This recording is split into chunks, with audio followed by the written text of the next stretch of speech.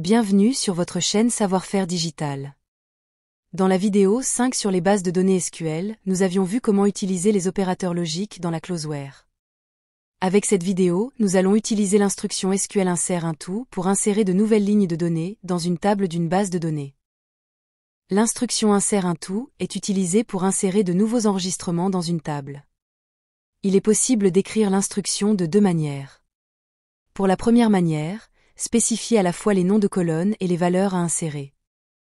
Et pour la deuxième méthode, si vous ajoutez des valeurs pour toutes les colonnes de la table et que l'ordre des valeurs est le même que celui des colonnes, alors vous n'avez pas besoin de spécifier les noms de colonnes dans la requête SQL.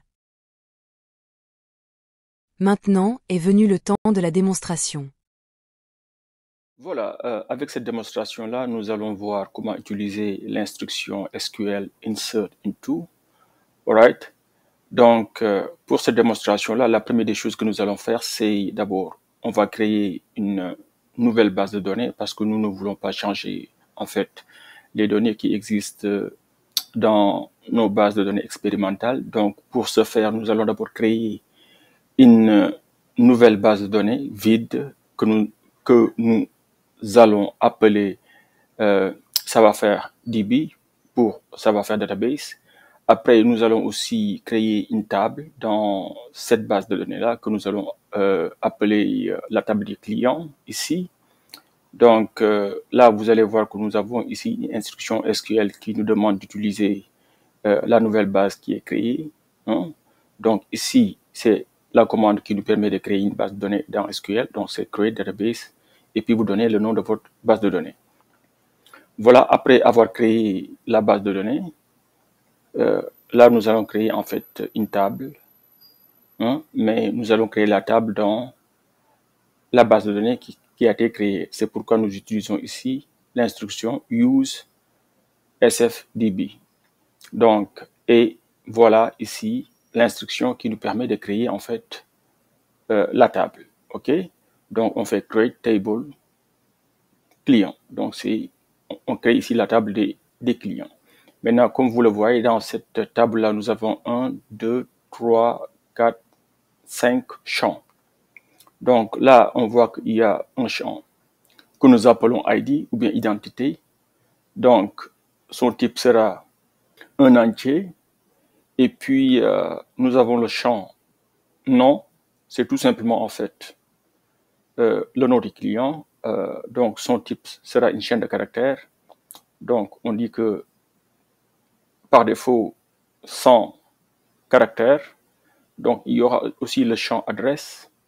Et puis, il y a la ville qui a une longueur de 50 caractères. Et puis, il y a le pays qui a une longueur de 50 caractères. Donc là, vous voyez qu'en fait, tous les champs ici sont des chaînes de caractères à part le champ identité qui est un entier. Et là, vous voyez très bien qu'il y a quelque chose de spécial qui est là. Donc, je pense que nous avons déjà dit qu'en fait, ID, c'est l'identité. C'est aussi en fait ce qu'on appelle la clé primaire.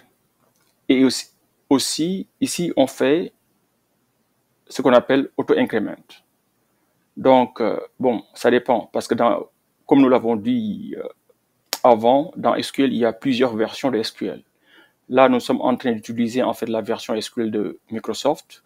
Donc, pour auto-increment dans Microsoft, il suffit de faire identity et puis vous mettez en fait, vous ouvrez la parenthèse, vous mettez 1,1 pour dire qu'en fait, le système va gérer la clé primaire. Très bien, voilà. Et évidemment, on ajoute les deux mots-clés primary key pour dire qu'en fait, que l'identité est la clé primaire de la table. Donc, nous n'avons pas vraiment parlé de façon théorique et conceptuelle c'est quoi en fait une clé primaire, mais nous le ferons une fois que les bases sont établies. Donc, quand nous allons parler de comment faire la conception en fait d'une base de données et comment concevoir les tables et tout cela, donc nous allons parler en fait des notions de clés primaires et puis de clés secondaires, etc. Ces notions-là sont des notions beaucoup plus théoriques sur lesquelles nous allons revenir, mais pour l'instant, on va se concentrer sur en fait le langage SQL lui-même. Voilà, une fois que nous avons défini notre base de données et nous avons créé en fait la table des clients dans la nouvelle base qui est créée, donc n'oubliez pas, ici, nous appelons notre base SFDB pour savoir faire database, et puis la table s'appelle client et voici nos champs. Très bien. Maintenant, voilà en fait les instructions qui nous permettent d'insérer en fait des lignes dans la table. Donc, vous voyez ici, on va insérer en fait le premier client, hein, et puis après, on va insérer le deuxième client, après, on va insérer un troisième client, et après, on va insérer un quatrième client. Évidemment, ces données-là ne sont pas des données réelles, mais ce sont des données fictives. Donc, et en fin de compte, on va montrer si l'insertion, en fait, s'est bien passée. Donc, on va juste lister, en fait, tous les enregistrements qui se trouvent dans la table des clients. Voilà, il faudra noter, par exemple, qu'ici, dans notre cas, lors de nos insertions, nous commençons par insérer d'abord le nom du client. OK? Je ne sais pas si vous avez bien remarqué ça. Donc, le premier client, on suppose que son nom, c'est client 1, et puis on va insérer l'adresse, ainsi de suite. Donc, même d'ailleurs, vous pouvez voir ici, on commence par le nom, l'adresse, la ville, et puis le pays. Et pourtant, nous avions ici un champ qui s'appelle ID, qui était la clé primaire. Maintenant, ce qu'il faut noter, c'est que si la clé primaire ID n'est pas définie pour s'auto-incrémenter, alors il faudra fournir manuellement un identifiant unique pour chaque ligne lorsque vous insérez des données dans la table. Dans notre cas de figure, nous n'avons pas besoin de fournir la valeur de la clé primaire puisque elle est automatiquement gérée par le système. Et je pense que c'est la meilleure façon de procéder pour éviter des erreurs malencontreuses. Donc, nous avions dit qu'en fait, ici, que ID était notre clé primaire et il faut laisser en fait le système gérer ce champ-là. Donc, nous n'avons pas besoin de fournir ce champ-là lors de nos insertions. Voilà. Ceci étant clarifié, maintenant, je pense que on peut voir ce qui se passe maintenant dans notre démo.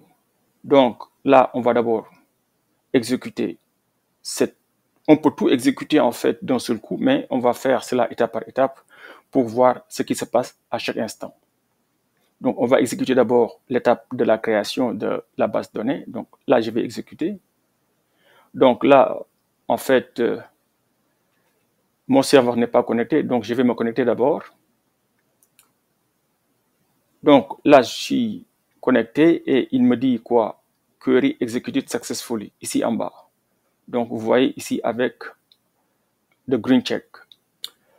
Voilà. Donc, normalement, maintenant, notre base de données ici est créée. Maintenant, on peut vérifier est-ce que tout s'est bien passé. On peut aller ici. Normalement, donc, si on ne trouve pas notre base de données ici, qu'est-ce qu'on peut faire? On peut rafraîchir ici. Voilà, tout s'est bien passé. On voit très bien qu'en fait, ici, nous avons notre base de données. Maintenant, ici, SFDB. Maintenant, on va essayer de l'ouvrir. Donc, vous voyez qu'en fait, par défaut, il y a beaucoup de choses qui sont créées par défaut par le système. Mais nous nous intéressons, par exemple, aux tables qui sont dans la base de données. Donc, on va aller sur table, on va cliquer sur table. En fait, il y a des tables système, mais c'est tout. Nous ne voyons pas pour l'instant, en fait, la table qui s'appelle client. Est-ce que vous voyez cela? Donc, ici, si on regarde parmi les tables, on ne voit pas la table qui s'appelle client. On a juste, en fait, les tables système. Donc, on va retourner ici. Une fois que nous sommes là, maintenant, on va... Et aussi, vous voyez que pour l'instant, la base de données qui est sélectionnée, c'est master.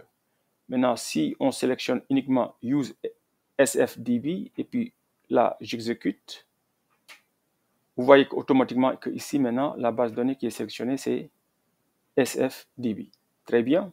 Cela nous permet en fait de sélectionner la base de données sur laquelle nous voulons travailler.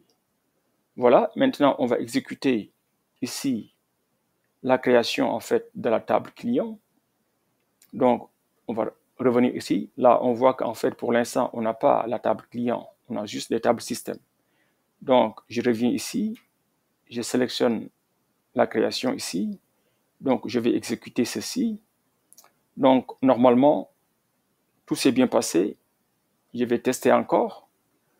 Maintenant, bon, là j'ai rafraîchi.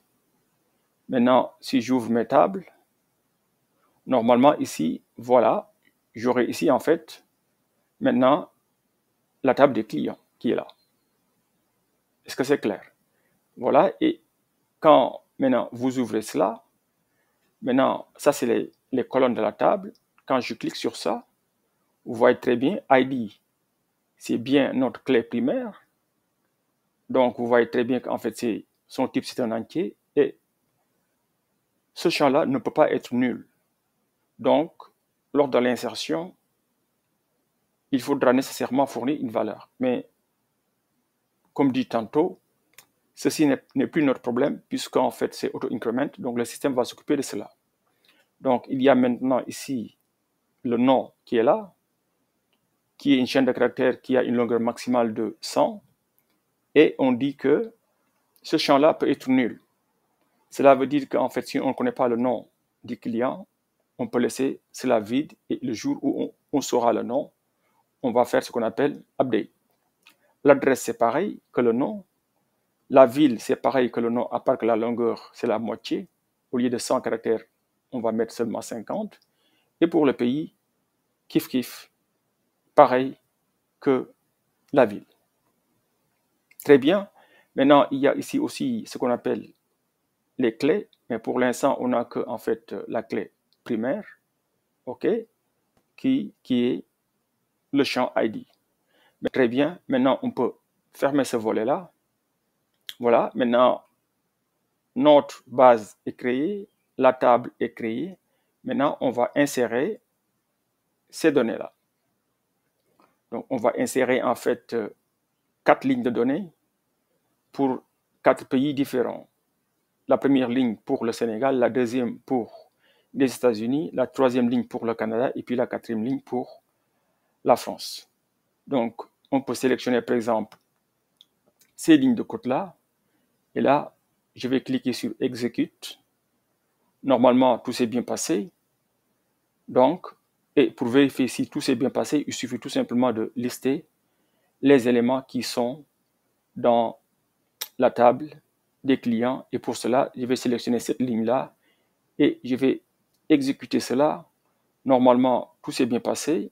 Donc, je vais aller voir, voilà mon résultat. Et vous voyez très bien qu'en fait, le premier client s'appelle client 1. Et puis, voilà son adresse. Voilà la ville, voilà le pays. Et de même pour tous les autres clients.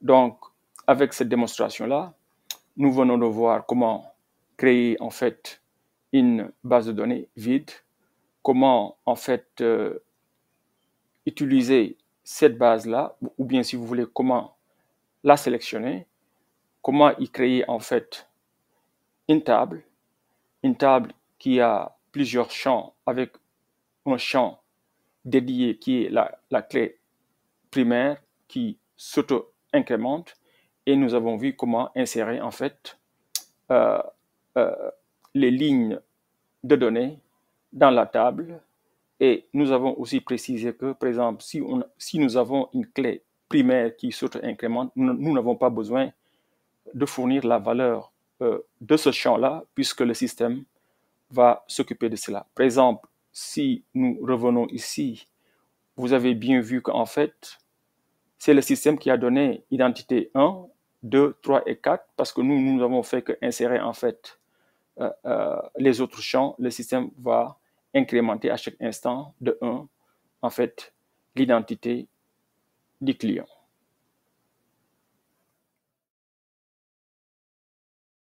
Voilà qui conclut cette démonstration. Prochainement, nous verrons les valeurs nulles et comment les gérer dans une base de données SQL. N'oubliez pas de soutenir la chaîne. Abonnez-vous et aimez les vidéos en appuyant sur le pouce. Un grand merci et à bientôt.